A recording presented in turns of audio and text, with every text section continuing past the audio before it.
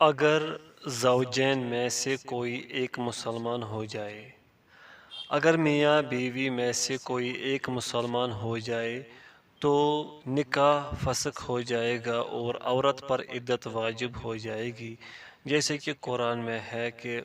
ترجمہ: اے ایمان والو، جب تمہارے پاس مومن عورتیں ہجرت کر کے آئیں تو تم ان کا امتحان یعنی تحقیق کر لو۔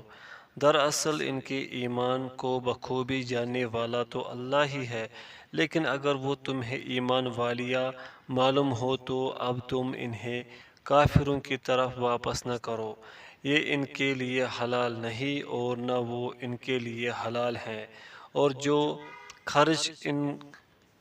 کافروں کا ہوا ہو وہ انہیں ادا کر دو۔ ان عورتوں کو ان کے مہر دے کر ان سے نکاح کر لینے میں تم پر کوئی گناہ نہیں، اور کافر عورتوں کی ناموس اپنی قبضے میں نہ رکھو، اور جو کچھ تم نے خرچ کیا ہو مانگ لو، اور جو کچھ ان کافروں نے خرچ کیا ہو وہ بھی مانگ لے۔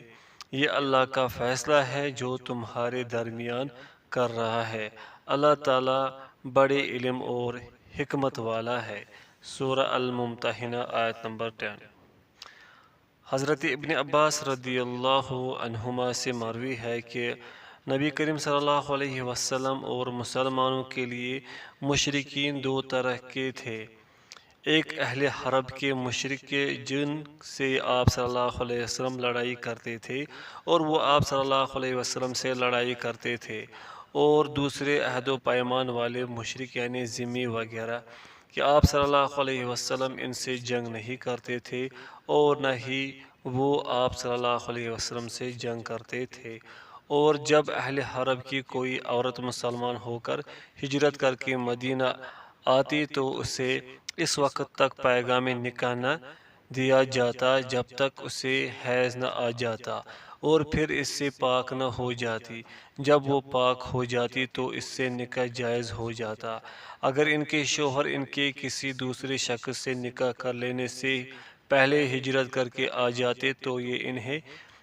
انہی کو ملتے، اور اگر مشرکین میں سے کوئی غلام یا لونڈی مسلمان ہو کر ہجرت کرتے تو وہ آزاد سمجھے جاتے اور ان کے وہی حقوق ہوتے جو تمام مہاجرین کے تھے۔ بخاری۔ امام زہری رحمۃ اللہ فرماتے ہیں کہ ہمیں اس معاملے میں کہ کوئی عورت اللہ اور اس کے رسول کی طرف ہجرت کر کے آئی اور اس کا شوہر دارالحرب میں کافر اور مقیم تھا، صرف یہی بات پہنچی ہے کہ اس عورت کی ہجرت نے اس کے درمیان اور اس کے شوہر کے درمیان جدائی ڈال دی ہے، الا کہ اس کا خاوند اس کی عدت پوری ہونے سے پہلے ہجرت کر آئی، اور ہمیں ایسی کوئی بات نہیں پہنچی کہ کسی بھی عورت اور اس کے خاوند کے درمیان تفریق کی گئی ہو، جبکہ اس کا خاوند آ جائے اور وہ ابھی اپنی عدت میں ہی ہو۔ معطا۔ ابن قدامہ رحمۃ اللہ علیہ فرماتے ہیں اگر زوجین میں سے کوئی ایک مسلمان ہو جائے اور دوسرا کافر ہی رہ جائے حتیٰ کہ عورت کی عدت پوری ہو جائے تو نکاح فسخ ہو جائے گا، عام علماء کا یہی قول ہے۔ ابن عبد البر رحمۃ اللہ فرماتے ہیں کہ اس مسئلے میں علماء کا کوئی اختلاف نہیں۔ شیخ صالح بن فوزان انہوں نے اسی کے مطابق فتویٰ دیا ہے۔ سعودی مجلس افتاء کی فتویٰ: اگر کسی کافر کی بیوی مسلمان ہو جائے تو وہ اس کافر پر حرام ہو جائے گی، ان کے درمیان تفریق کرا دی جائے، پھر اس کی عدت پر نظر رکھی جائے، اگر تو اس کے کافر شوہر کے اسلام قبول کرنے سے پہلے اس کی عدت پوری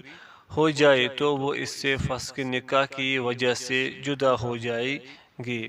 اور اگر وہ اس کی عدت پوری ہونے سے پہلے مسلمان ہو جائے تو عورت کو اس کی طرف لوٹا دیا جائے گا، کیونکہ نبی کریم صلی اللہ علیہ وسلم نے مہاجر خواتین کو ان کے شوہروں کی طرف لوٹا دیا تھا جب وہ ان کی عدت میں ہی اسلام لے آئے تھے۔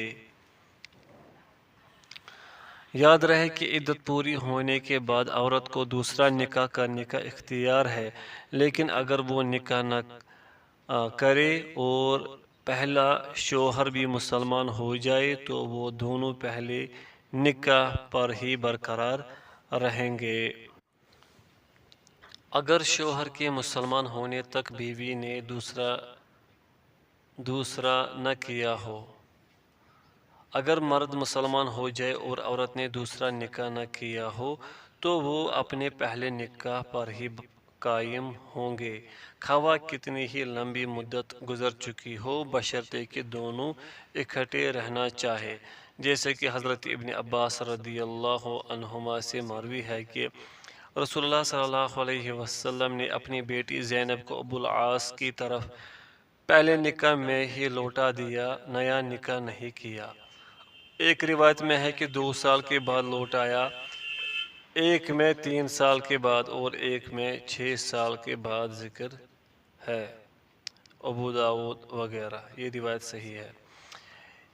امام ابن قیم رحمۃ اللہ رقم تراز ہے کہ ان میں صحیح ترین قول یہ ہے کہ زینب رضی اللہ عنہا کی واپسی 3 سال بعد پہلے نکاح پر ہوئی اور ابو العاص حدیبیہ سے پہلے مسلمان ہوئے۔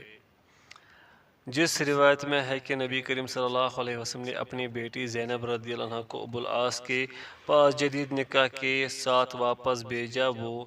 ضعیف ہے، ابن ماجہ وغیرہ۔ معلوم ہوا کہ اگرچہ مسلمان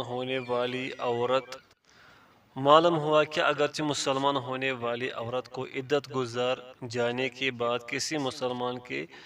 ساتھ نیا نکاح کرنے کا اختیار حاصل ہو جاتا ہے، لیکن اگر وہ نکاح نہ کرے اور اس کا پہلا شوہر مسلمان ہو جائے تو انہیں دوبارہ مل کر زندگی گزارنے کے لیے نئے نکاح کی ضرورت نہیں، اور ایسی شرط لگانا بالکل خلاف سنت ہے کہ اس کا خاوند دوران عدت ہی مسلمان ہوا ہو ورنہ نیا نکاح کرے۔ ابن قیم رحمۃ اللہ فرماتے ہیں احادیث میں تو کہیں عدت کا اعتبار مذکور نہیں، اور نہ ہی نبی کریم صلی اللہ علیہ وسلم نے کسی خاتون سے دریافت کیا کہ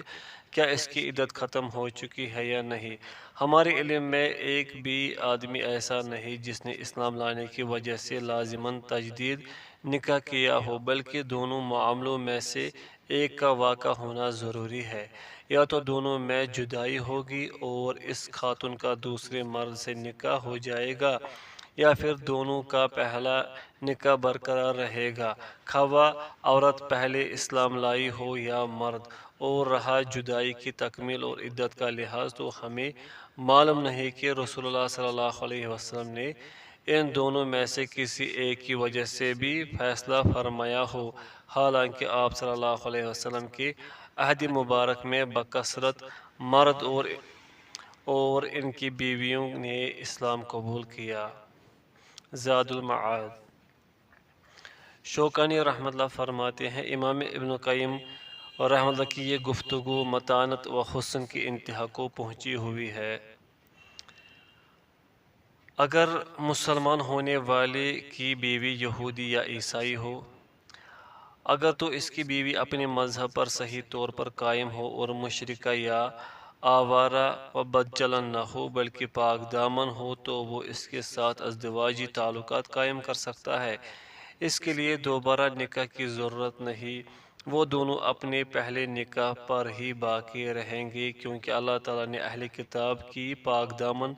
عورتوں سے نکاح کو مباح قرار دیا ہے، جیسے کہ ارشاد ہے کہ پاک دامن مسلمان عورتیں اور جو لوگ تم سے پہلے کتاب دیے گئے ہیں ان کی پاک دامن عورتیں بھی تمہارے لیے حلال ہیں جبکہ تم ان کے مہر ادا کرو، اس طرح کہ تم ان سے باقاعدہ نکاح کرو، یہ نہیں کہ علانیہ زنا کرو یا پوشیدہ بدکاری کرو۔ جو ایمان کے ساتھ کفر کرتا ہے اس کے اعمال ضائع ہیں اور آخرت میں خسارہ اٹھانے والوں میں سے ہوگا۔ باب متفرق مسائل کا بیان۔ زنا کار مرد و عورت کی سزا۔ اگر زانی مرد یا عورت کنوارا ہو تو اسے بطور حد 100 کوڑے لگائے جائیں گے اور 1 سال کے لیے جلا وطن کر دیا جائے گا۔ اگر زانی مرد یا عورت شادی شدہ ہو تو اس کی سزا رجم ہے۔ اس کے دلائل حسب ذیل ہے۔ ارشاد باری تعالیٰ ہے کہ ترجمہ: زناکار مرد و عورت میں سے ہر ایک کو 100 کوڑے لگاؤ۔ سورۃ النور آیت نمبر 2۔ حضرت عبادہ بن صامت رضی اللہ عنہ سے مروی روایت میں ہے کہ رسول اللہ صلی اللہ علیہ وسلم نے فرمایا: کنوارا لڑکا کنواری لڑکی سے زنا کرے تو ان کی سزا 100 کوڑے اور 1 سال کی جلا وطنی ہے، اور اگر شادی شدہ عورت کے ساتھ شادی شدہ مرد زنا کرے تو اس کی سزا 100 کوڑے اور رجم ہے۔ صحیح مسلم۔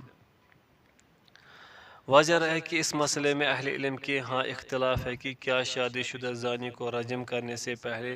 100 کوڑے بھی لگائے جائیں گے یا نہیں، تو جمہور فقہا کا اس مسئلے میں یہ موقف ہے کہ شادی شدہ زناکار کو رجم سے پہلے کوڑے نہیں لگائے جائیں گے۔ ان کی دلیل یہ ہے کہ رسول اللہ صلی اللہ علیہ وسلم نے ماعز اسلمی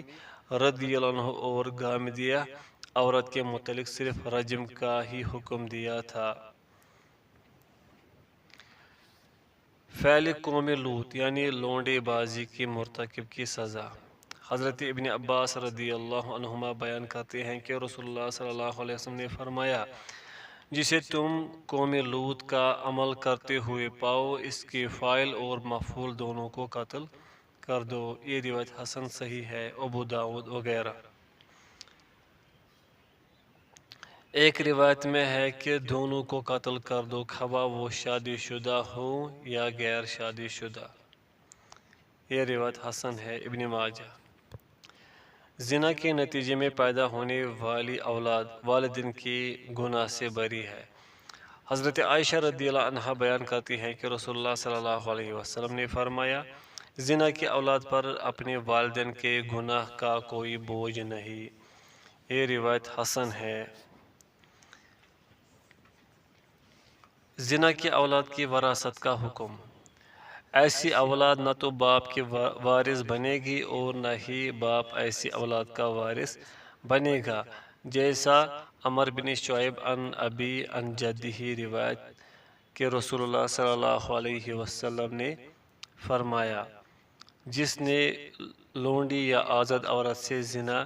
کیا تو اس باپ کی اولاد زنا کی اولاد ہے، نہ تو وہ باپ اس بچے کا وارث بنے گا اور نہ ہی وہ بچہ اس باپ کا وارث بنے گا۔ یہ روایت حسن ہے۔ زنا کے نتیجے میں پیدا ہونے والی اپنی بیٹی سے نکاح کا حکم۔ شافعیہ نے اسے جائز قرار دیا ہے، لیکن انہوں نے جس روایت سے استدلال کیا ہے وہ باطل و ضعیف ہے، جیسے کہ شیخ البانی رحمہ اللہ نے نقل فرمایا ہے۔ البانی رحمہ اللہ مذکورہ بالا مسئلے کے متعلق فرماتے ہیں: اس میں سلف کا اختلاف ہے اور اختلاف کرنے والے دونوں فریقین میں سے کسی کے پاس بھی کوئی دلیل موجود نہیں، اگرچہ معتبر یہی معلوم ہوتا ہے کہ اس پر یہ نکاح حرام ہے۔ احمد رحمۃ اللہ ان کا یہی مذہب ہے۔ ابن تیمیہ رحمۃ اللہ فرماتے ہیں انہوں نے اسی کو ترجیح دی ہے کہ اس کے لیے اپنی زنا کی بیٹی سے نکاح حرام ہے۔ ابن قدامہ رحمۃ اللہ فرماتے ہیں آدمی کے لیے اپنی زنا کی بیٹی سے نکاح حرام ہے۔ یہی عام فقہا کا قول ہے۔ اس ضمن میں ہمارے دلیل یہ ہے کہ اللہ تعالیٰ نے فرمایا: تم پر تمہاری مائیں اور بیٹیاں حرام کی گئی ہیں، اور یہ اس کی بیٹی ہے کیونکہ یہ اس کے پانی سے پیدا ہوئی ہے۔ مشت زنی کا حکم یعنی ماسٹربیشن۔ شیخ ابن باز رحمۃ اللہ علیہ سے کسی نے دریافت کیا کہ مشت زنی کے متعلق شیخ قرضاوی کہتے ہیں، اور وہ امام احمد بن حنبل رحمۃ اللہ سے روایت کرتے ہیں کہ وہ منی کو جسم کے دوسرے فضلوں کی طرح ایک فضلہ سمجھتے تھے، لہٰذا انہوں نے فسد کی طرح اسے جائز قرار دیا ہے۔ ابن حزم رحمۃ اللہ کا مذہب بھی یہی ہے، اور وہ محلہ کی صفحہ نمبر 166 پر اسی مکتبہ فکر کی تائید کرتے ہیں۔ کیا یہ صحیح ہے کہ امام احمد رحمۃ اللہ اسے مطلقاً جائز قرار دیتے ہیں، اور اس کی کیا دلیل ہے؟ پھر ایسی مصیبت ہے کہ جس کا ہم اللہ کی ہاں شکوہ کرتے ہیں کہ نوجوان جب اس کام میں مبتلا ہو جاتے ہیں تو اس حالت میں روزوں کو بھول جاتے ہیں جن کا انہیں حکم دیا گیا ہے۔ ایسے ہی نوجوان میں سے کسی نے یہ ہمیں بتلایا کہ ایسے نوجوان کپڑے یا روئی سے کسی بے ریش لڑکے یا کسی نوجوان لڑکی کی شرمگاہ یا دبر سی شکل بنا لیتے ہیں، پھر اس شکل میں یہ نوجوان اپنی ذکر داخل کر کے وطی کرتے ہیں وغیرہ۔ شیخ نے جواب دیا کہ اہل علم کے اقوال میں سے صحیح تر قول کے مطابق مشت زنی حرام ہے، اور علماء کی اکثریت کا قول یہی ہے کہ کیونکہ اللہ تعالیٰ کے درِ ذیل قول میں عموم ہے۔ ترجمہ: اور وہ لوگ جو اپنی شرمگاہوں کی حفاظت کرنے والے ہیں مگر اپنی بیویوں سے یا کنیزوں سے جو ان کی ملک ہوتی ہے ان کو کچھ ملامت نہیں، اور جو ان کے سوا اوروں کے طالب ہوں تو یہی لوگ حد سے آگے نکل جانے والے ہیں۔ سورۃ المومنون آیت نمبر 5-7۔ گویا اللہ تعالیٰ نے اس شخص کی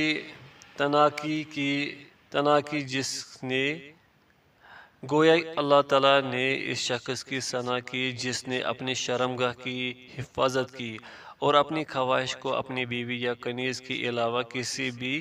اور طریقے سے پورا نہ کیا، اور جو شخص ان صورتوں کے علاوہ کسی بھی صورت میں اپنی خواہش پوری کرتا ہے اس کے متعلق زیادتی کرنے والا کا فیصلہ دیا، جو اس چیز سے آگے نکل جاتا ہے جو اللہ تعالیٰ نے اس لیے حلال کیا ہے۔ اس آیت کے عموم میں مشت زنی بھی داخل ہے، جیسے کہ اس حافظ ابن کثیر رحمۃ اللہ وغیرہ نے تنبیہ کی ہے۔ علاوہ ازیں اس عادت کے نقصانات بہت ہیں اور نتائج بہت خراب نکلتے ہیں۔ قوا مدمحل اور اعصاب کمزور پڑ جاتے ہیں، جبکہ شریعت اسلامیہ ہر اس کام سے منع کرتی ہے جس سے اس کے دین، بدن، مال اور آبرو کو نقصان پہنچتا ہو۔ موفق ابن قدامہ رحمہ اللہ اپنی کتاب المغنی میں لکھتے ہیں، اگر اپنے ہاتھ سے مشت زنی کرے تو اس نے حرام کام کیا، لیکن جب تک انزال نہ ہو اس کا روزہ نہیں ٹوٹتا۔ ہاں اگر انزال ہو جائے تو روزہ ٹوٹ جائے گا، کیونکہ وہ بوسہ کے معنی میں ہے۔ بوسہ کے معنی سے ان کی مراد یہ ہے کہ انزال اس کے سبب سے ہو،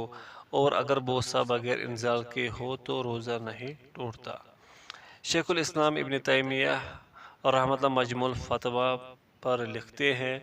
رہا مشت زنی کا مسئلہ تو وہ جمہور علماء کے نزدیک حرام ہے، اور حنبلی مذہب کے دو اقوال میں سے صحیح تر قول یہی ہے۔ اس قول کے مطابق ایسا کام کرنے والے کو سزا دی جائے گی، اور دوسرے قول کے مطابق یہ مکروہ ہے، حرام نہیں، جبکہ اکثر علماء اسے گناہ کے خوف یا کسی دوسری وجہ سے مباح نہیں سمجھتے۔ علامہ محمد امین شنقیطی رحمۃ اللہ اپنی تفسیر اضواء البیان پر یوں رقم تراز ہیں: تیسرا مسئلہ، جان لیجئے کہ اس بات میں کوئی شک نہیں کہ اس آیت۔ ترجمہ: اور جو لوگ ان کے سوا اوروں کے طالب ہوں وہی لوگ حد سے آگے نکل جانے والے ہیں۔ سورۃ المومنون آیت نمبر 7 کا عموم مشت زنی کی ممانعت پر دلالت کرتا ہے، جو جلد امیرہ کے نام سے معروف ہے، اور اسے خدخدہ بھی کہتے ہیں، کیونکہ جس شخص نے اپنے ہاتھ سے لذت حاصل کی حتیٰ کہ اس طرح اس کی منی نکل آئی تو اللہ تعالیٰ نے جو کچھ اس کے لیے حلال کیا تھا اس نے اس کے علاوہ اور راہ طلب کی، لہٰذا وہ مذکورہ آیت کریمہ کی روح سے زیادتی کرنے والوں میں سے ہے، اور یہی سائل کے سوال کی صورت ہے۔ ابن کثیر رحمہ اللہ نے یہ بھی ذکر کیا ہے، امام شافعی رحمہ اللہ اور ان کے متبعین نے اسی آیت سے مشت زنی کی ممانعت پر استدلال کیا ہے،